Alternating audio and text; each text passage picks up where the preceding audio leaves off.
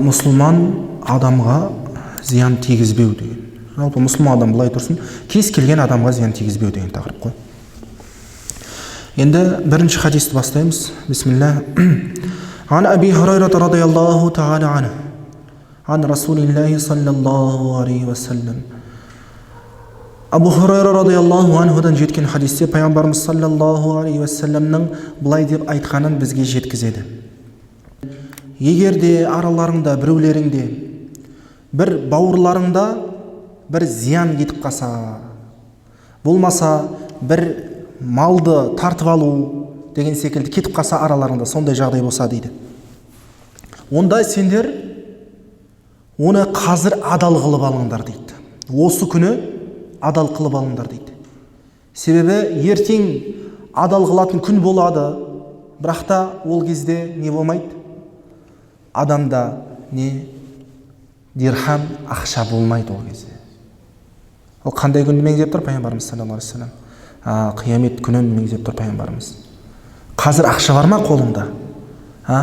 Бауырым, мені кешірші, міне менің атымнан саған осындай нәрсе болсын, сен мені кешірсең болды деп халал қылып ал дейді. فَإِنْ كَانَ لَهُ عَمَلٌ صَالِحٌ أَخَذَ مِنْهُ بِقَدْرِ عَمَلِ مَظْلُمَتِهِ.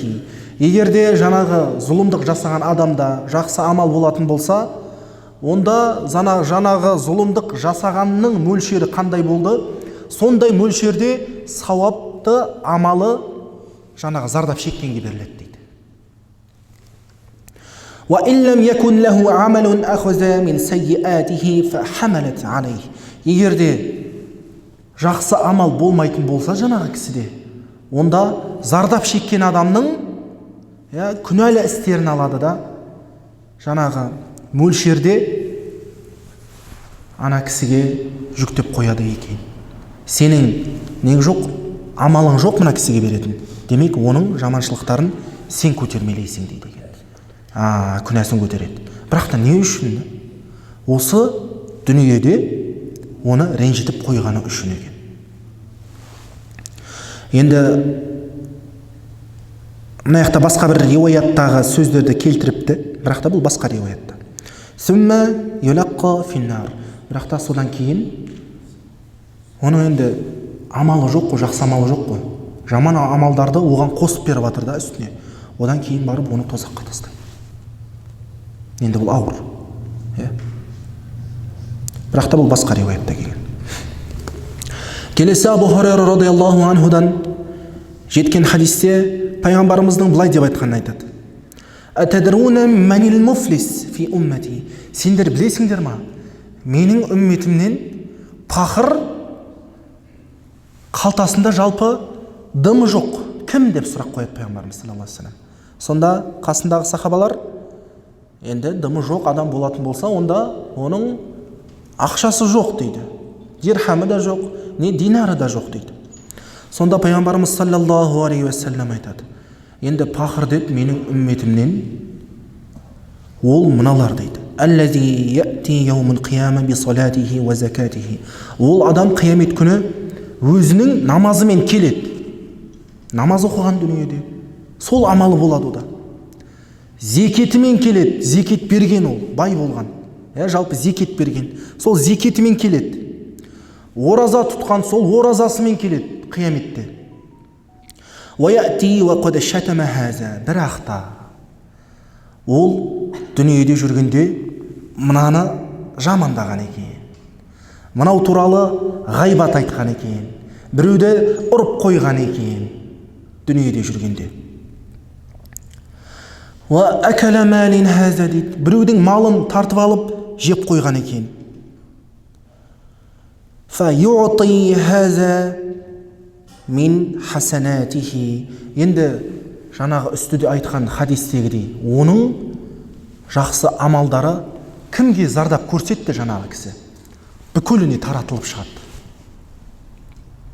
وَهَذَا مِنْ حَسَنَاتِهِ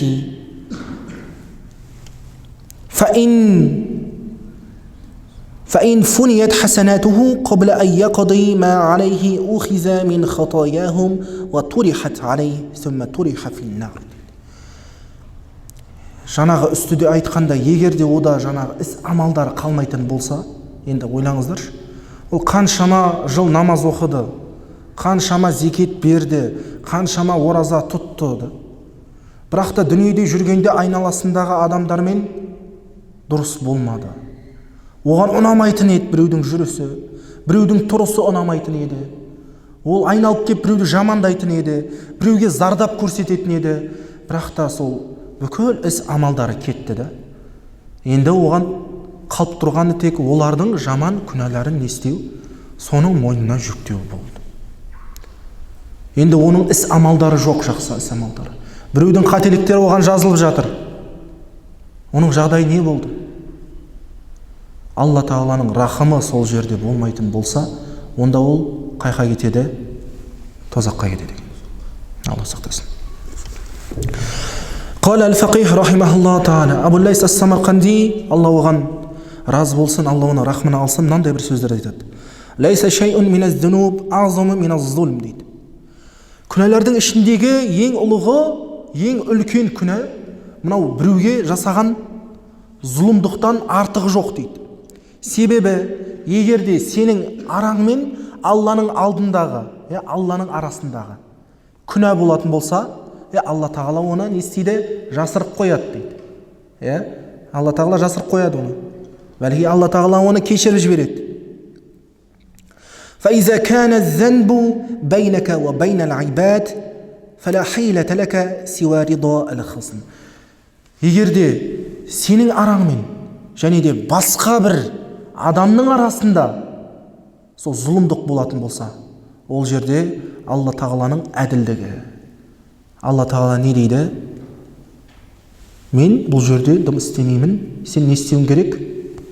Әлгі кімді ренжіттің, сен содан барып рұқсат алуың керек, сол саған бәрін халал қылу керек дейді. Сол себептен имам Абу Лейс ас-Самарқанди айтады, осы біреуге жасаған зұлымдықтан үлкен күнә жоқ дейді.